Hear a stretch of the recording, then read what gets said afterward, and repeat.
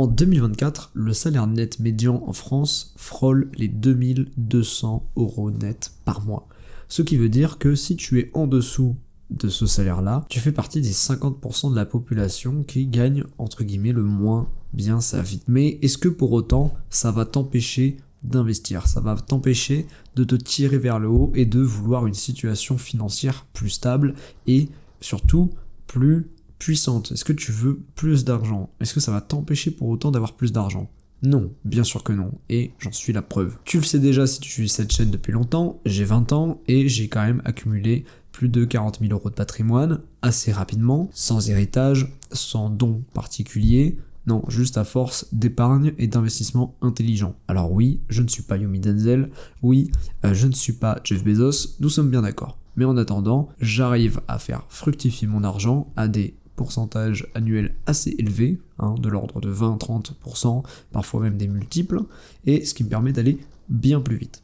Donc, dans cette vidéo, je vais te présenter les 3 investissements obligatoires à faire quand on a moins de 25 ans, quand on est jeune, quand on a la dalle, quand on est déter, quand on veut faire de l'argent, et que pourtant, malheureusement, on a un petit salaire, on vient de commencer peut-être une alternance, on vient de commencer peut-être notre premier boulot, donc notre salaire n'est pas mirobolant, on n'a pas des sommes énormes à allouer. Mais c'est pas grave, le but en investissement, c'est de commencer tôt. Et de faire ça régulièrement, d'avoir une discipline de faire. Tout simplement pour faire travailler son argent dans le temps et profiter de l'effet cumulé. Plus jeune vous allez commencer, plus tôt vous allez commencer, et plus les gains seront exponentiels à vos 30 ans et 40 ans, et même peut-être 50 ans. Bon. Ce qui est clair, c'est que on va commencer par le moins sexy. Mais il va quand même falloir que tu restes jusqu'à la fin de cette vidéo pour que tu comprennes ma vision globale des choses et que je te présente les 2 autres produits financiers bien plus intéressants. C'est pas sexy, mais c'est la réalité. Il faut d'abord que tu aies une épargne de précaution. La vie est faite d'événements aléatoires, incongrus, qui peuvent venir niquer ton budget, qui peuvent venir niquer tes finances. Et pour ça, il te faut absolument une épargne de précaution dans un portefeuille ultra liquide. Donc, en général, ça va être des livrets, ou de l'assurance vie dans le pire des cas, mais il te faut de l'argent dans un livret, que ce soit livret A, LDD, livret jeune, peu importe, il te faut quelque chose qui ait un certain rendement, on va dire aux alentours des 2, 3, 4, 5%, et qui va te permettre de te protéger en cas de crise. Ta voiture a un problème, tu pioches dedans. T'as un problème de loyer, tu pioches dedans. T'as un problème de santé et t'as un remboursement qui tarde à arriver, tu pioches dedans. Voilà, peu importe en fait. Je sais pas, ton téléphone il est cassé. Voilà, on a pas mal de choses dans la vie qui parfois peuvent mettre un coup à notre budget parce qu'il va falloir faire une dépense en one shot qui est assez conséquente, de l'ordre de plusieurs centaines d'euros. Et pour ça, il va absolument te falloir une épargne de précaution aussi pour gérer ton stress, parce que avoir de l'argent de côté sur laquelle tu peux compter, qui ne tout simplement ne bouge pas, qui n'est pas lié à une baisse ou une hausse des marchés, va te rassurer, tu vas mieux dormir la nuit, tu vas prendre des décisions financières plus pragmatiques parce que tu sais que tu as quand même un matelas de sécurité, tu as du cash de côté. Par rapport à ça, il va te falloir à peu près, ça dépend des gens, à peu près 3 à 6 mois de revenus de côté. En tout cas de dépenses de côté. Je te vulgarise la chose, si tu as un loyer à 500 €, que tu as des charges toutes comprises, on va dire à 250 €, il faudrait, donc un total de 750 €, il te faudrait à peu près entre 3000 et 4500 € de côté.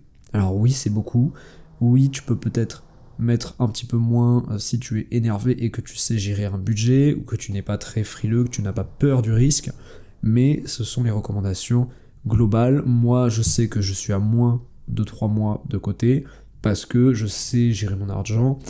J'ai aussi de l'argent investi qui est très cash, très liquide, donc je peux vendre vraiment en cas de galère extrême. Mais voilà, il faut avoir une épargne de sécurité, et c'est le premier investissement intelligent que tu vas commencer à mettre en place dans ta vingtaine, même avant ça. Il faut absolument que tu commences à mettre de l'argent de côté, que tu n'y touches pas.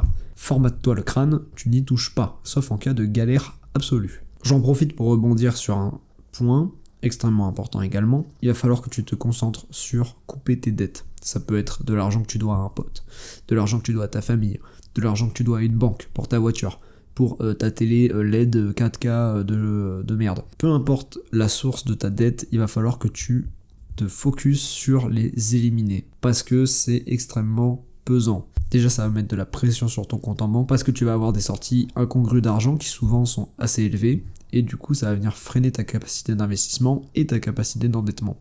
Donc, si tu veux acheter ta résidence principale ou une résidence locative, tu vas vite être embêté. Maintenant que tu as des finances stables et sécurisées, on peut rentrer dans le vif du sujet. Le premier actif que tu dois absolument avoir en France en 2025, c'est tout simplement un PEA, qui est en gros, pour faire simple, un plan épargne action français/européen qui va te permettre de détenir des titres financiers, que ce soit des actions ou des ETF, à vie en fait, tout simplement, dans ce portefeuille-là, et pour avoir une exonération d'impôt et passer de 30% de flat tax à 17% de flat tax au bout de 5 ans de détention. Donc pourquoi le PEA est intéressant? Tout simplement grâce à cet avantage fiscal qui est somme toute intéressant. Si tu dois payer un jour dans ta vie 100 000 euros de plus-value, il vaut mieux payer 17 000 euros d'impôt que 30 000, on est bien d'accord. Donc pour ça, un PEA sur un compte de broker en ligne, il y en a beaucoup, je te laisserai aller regarder et te renseigner, ou alors je te ferai même une vidéo dédiée bien plus tard, mais tu as Bourse Direct, Trade Republic, De Giro, etc., qui proposent en général des PEA, et ça s'ouvre vraiment en un claquement de doigts, et il va falloir absolument que tu l'ouvres jeune, parce que plus tôt tu l'ouvres, et plus tôt les avantages fiscaux vont se déverrouiller. Et oui, parce qu'il faut que tu détiennes ton compte 5 ans. Donc, je te fais pas le topo, mais si tu l'ouvres à tes 18 ans, à 23 ans, tu as déjà ton PEA pré-opérationnel, et tu vas pouvoir t'amuser un petit peu à retirer ton argent et payer très peu d'impôts. Donc tout à fait intéressant. Le PEA est certes limité dans le type d'action et le type d'ETF que tu peux acheter, mais ces limites sont quand même assez fines, parce que tu peux quand même t'exposer au meilleur marché sur la bourse, c'est-à-dire le marché US. En effet, depuis plusieurs années et dizaines d'années même, le marché des États-Unis est le plus performant, c'est celui qui tire les meilleures performances et donc qui fait le mieux grossir ton portefeuille. Et malgré que le PEA soit un produit financier français européen, tu vas quand même pouvoir t'exposer au marché US via des ETF tout simplement qui répliquent la performance par exemple du S&P 500, du Nasdaq 100, etc. Donc extrêmement intéressant, et je t'en conjure, tu ouvres un PEA, tu définis ta capacité maximale d'investissement tous les mois sans te plomber, sans finir à la rue, sans vivre comme un rat, hein. Mais si tu arrives à épargner, en général, le minimum c'est 300 euros. Moi je vous dis, les gens qui vous disent oui, même avec 100 euros en bourse, et ben écoute, c'est mieux que rien, il faut que tu investisses 100 euros par mois, 150 euros par mois, 200 euros par mois. Non, je suis désolé, c'est des gros mythos. 100 euros par mois, vous allez aller nulle part, ça va prendre littéralement 20 ans pour faire quoi? 60 000 euros? 50 000 euros? C'est explosé, dans 20 ans, c'est même 50 000 euros, en valeur réelle, ils en vaudront quoi? 25 000? 20 000? C'est nul, on se fait chier, il se passe rien, c'est nul. Même 200 euros par mois, c'est de la merde, ça va pas assez vite. Le minimum c'est 300 euros. En France, je suis désolé, vous avez aucune excuse. Si vous n'arrivez pas à épargner 300 euros par mois, c'est que vous gérez mal votre argent, que vous le dilapidez dans de la merde. Autrement, c'est pas possible. Je refuse de l'entendre. C'est pas possible. Vous vous mentez à vous-même et vous allez venir geindre dans les commentaires en me disant oui mais en fait j'ai 45 000 trucs à faire et j'ai 45 000 problèmes et du coup bah en fait j'arrive pas à économiser 300 euros par mois. Non. Ouvre ton compte bancaire, vérifie où va ton argent. Je suppose que tu l'as jamais fait, mais va le faire et tu vas voir qu'il y a des problèmes. Voilà, il y a des fuites monétaires un peu partout dans ton compte en banque qui n'ont aucun sens. Donc tu vas devoir me régler ça et épargner au minimum 300 euros de côté. En réalité, 300 euros c'est le minimum, mais il faut même viser plus. Hein. Plus t'es énervé, plus t'as envie de t'extraire de ta situation de merde, plus t'as envie d'avoir du patrimoine rapidement et qui grossit exponentiellement, il va te falloir beaucoup plus d'épargne. Donc entre 300, 400, 500, 600, 700, en fait il n'y a pas de limite, à part ta capacité maximale qui va pas te faire de la merde et va te mettre dans la mouise, hein, tout simplement. Il faut pas que tu finisses SDF, on est bien d'accord. Voilà, moi je considère que 300 euros minimum c'est la base. C'est la base, voilà. Ça fait 3600 euros par an d'épargne. Donc là, on commence enfin à faire un peu de sous. Parce que 3600 euros d'épargne par an à 10%, bon, ça fait 360 euros. C'est pas beaucoup, mais l'année suivante, il y a 7000.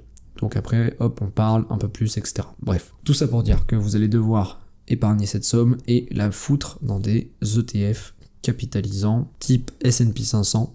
tout simplement parce que le S&P 500, c'est historiquement l'actif qui a le plus performé dans le temps, parce que tout simplement il existe depuis maintenant des dizaines d'années, si ce n'est 100 ans, et en moyenne globale, même malgré les chutes absolues du marché, même malgré des vendredis noirs, etc., on est à une moyenne de 10% par an, donc c'est absolument excellent. C'est liquide, vous pouvez couper votre position rapidement, récupérer des fonds si jamais vous êtes dans la merde. C'est sans risque parce que souvent c'est des ETF extrêmement capitalisés où il y a beaucoup de liquidité dedans. Donc voilà, je vous laisse vous renseigner sur votre broker, mais le S&P 500 est une arme absolument nécessaire dans votre portefeuille, surtout quand vous êtes jeune. Et si vous êtes jeune et énervé comme moi, vous avez même des ETF qui sont tout simplement leveragés, donc ils répliquent la performance en x2. Donc si une année le S&P 500 fait 10%, en général votre ETF va faire 20%. Vous allez plus vite, mais bien sûr il faut accepter plus de risques, parce que si le S&P 500 perd 20%, vous allez perdre 40%. Après, à vous de voir. Pas vendu, pas perdu. Sur ce, on va passer au troisième et dernier actif qu'il faut absolument avoir en portefeuille, surtout en 2025, surtout depuis maintenant 10 ans, depuis qu'il existe, et surtout quand t'es jeune, parce que c'est un énorme pari sur l'avenir, et tout simplement, il s'agit de roulement de tambour, le Bitcoin. Et exactement, tu m'as fait venir, il faut avoir du Bitcoin. Tu n'as plus le choix, tu n'as plus d'excuses, le Bitcoin est maintenant un actif qui existe depuis plus de 13 ans, et c'est devenu la crypto-monnaie phare numéro 1 sur Terre. C'est absolument le roi incontesté des cryptos. Sa performance globale est absolument monstrueuse, sa performance année après année est monstrueuse. Tous les 2-3 ans, il bat son précédent ATH, ce qui est absolument monstrueux. Je me souviens qu'en annualisé, il me semble que depuis 2017, on est à du plus 30% par an en moyenne. Donc c'est absolument monstrueux. C'est-à-dire que si tu DCA sur du Bitcoin depuis 4 ans, déjà tu ne peux pas être en perte, parce que tous les 4 ans, il bat son précédent ATH entre 3 et 4 ans. Donc c'est-à-dire que même si tu achètes au pire moment, tu attends 3 ans et tu es forcément gagnant. C'est absolument monstrueux. Le Bitcoin commence à être institutionnalisé, BlackRock en achète, Vanguard en achète, les plus grosses banques au monde en achètent, les pays en achètent, les entreprises cotées en bourse en achètent et se leverage dessus. Bref, c'est absolument monstrueux ce qui est en train de se passer avec le Bitcoin. Malgré son prix, malgré qu'il soit à 110 000 $ à l'heure où je tourne cette vidéo, même comme ça, tu ne devrais pas peut-être mettre toute ton allocation dessus. Mais si on reprend l'exemple de tout à l'heure et que tu as 300 € par mois à mettre dans des investissements, tu peux très bien faire 200 € par mois en bourse et 100 € par mois dans le Bitcoin, parce que ça va diversifier ton portefeuille et le Bitcoin va être ton actif accélérateur, parce que ça va facilement entre guillemets être possible de faire du plus 30%, plus 50%, du x2 même, x3 sur un investissement en Bitcoin qu'en S&P 500 Nasdaq. Donc ça va être ton accélérateur, ça va être ta fusée de portefeuille ultra solide, ultra robuste. Oui, il peut tomber, oui, il peut chuter, mais il nous a montré sa force parmi ces 13 années d'existence, qu'il est tout simplement qu'il se remet toujours de ses chutes, et c'est même pas qu'il s'en remet, c'est juste qu'il explose carrément ses anciens plus hauts. Donc c'est absolument monstrueux. La technologie derrière est monstrueuse, c'est la crypto-monnaie et la blockchain la plus sécurisée au monde, c'est la meilleure réserve de valeur. Je pense sincèrement que c'est la meilleure réserve de valeur sur Terre en 2025. Le système a été créé pour ça. Le Bitcoin, c'est avant tout une réserve de valeur, c'est l'or numérique, et c'est en train de le démontrer année après année. Il faut impérativement que tu en accumules, et tu verras, dans 5, 10, 15 ans, ton portefeuille Bitcoin sera absolument monstrueux, et je le parie d'avance, ce sera tout simplement une des plus grosses parties de ta richesse, tout simplement. Je résume, si tu as 20 ans et que tu gagnes un petit salaire entre 1500 et 2000 € par mois, tu dois impérativement mettre minimum 300 € de côté, si ce n'est plus tu épargnes et plus ça va vite. Tu dois te constituer en premier lieu une épargne de sécurité, tu dois niquer tes dettes, tu dois exploser tes dettes, tu dois couper les fuites d'eau, tu dois absolument sécuriser et standardiser tes finances. Et ensuite, après ça, tu vas sur des actifs qui sont volatiles, qui font de la performance, malgré évidemment que ça comporte des risques. Évidemment que la bourse peut chuter, évidemment que le Bitcoin peut chuter, mais on est là pour des investissements long terme. On prépare sa richesse, on prépare son patrimoine pour dans 5-10 ans minimum. Le long terme, c'est un minimum 5 ans. Donc, bien sûr qu'en achetant du Bitcoin, dans 5 ans, je suis pas Dieu, mais dans 5 ans, t'inquiète pas que tu t'en remercieras. Et bien sûr qu'acheter du S&P 500 ou du Nasdaq, t'inquiète pas, dans 5 ans, tu t'en remercieras également. Donc fonce. Essaye d'avoir un ratio crypto-bourse assez équilibré.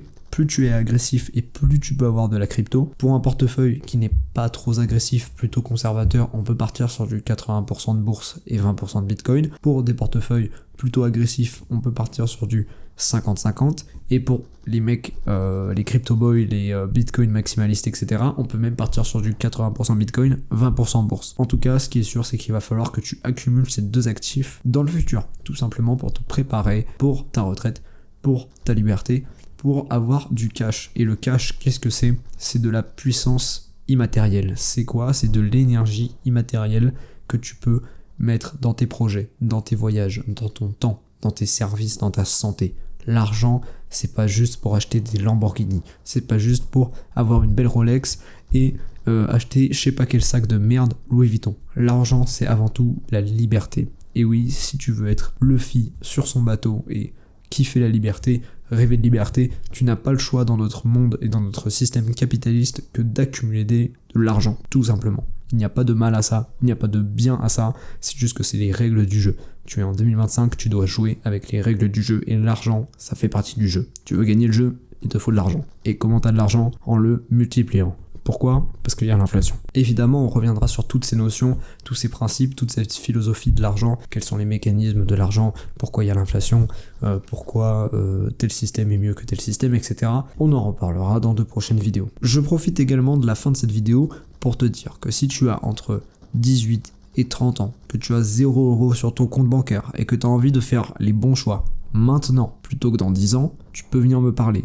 Je fais du coaching one-to-one sur call.com, tu as mon lien dans la description de cette vidéo ou même sur mon Instagram, et je peux t'aider à mettre en place un vrai plan pour investir intelligemment, sans partir dans tous les sens. C'est pas du bullshit, c'est pas une formation à la con, c'est juste moi en appel avec toi pendant 1 heure. C'est personnalisé, je vais me pencher sur ton cas, on va discuter ensemble et je vais faire en sorte que cet appel ne soit pas fini tant que tu n'aies pas compris et que tu n'as pas un plan clair qui va te permettre de reprendre ta vie financière en main et de progresser. Tu ressortiras armé et paré avec une marche à suivre. Sur ce, c'était Jimmy, merci d'avoir regardé cette vidéo. Lâche un like si elle t'a plu, abonne-toi évidemment pour me soutenir, active la cloche et rejoins-moi sur Instagram, Jimmy-Puig. Sur mon Instagram, je te partage un petit peu de mon lifestyle, je te partage un petit peu tout ce qui est underground à cette chaîne. Ça peut être la muscu, ça peut être des conseils un petit peu plus spirituels, ça peut être un petit peu plus de motivation tout simplement, et je réponds quasiment à tout le monde dans mes DM, donc si jamais tu veux venir me parler là-bas, tu peux, ce sera avec plaisir. Sur ce, merci d'avoir regardé et à une prochaine. Ciao.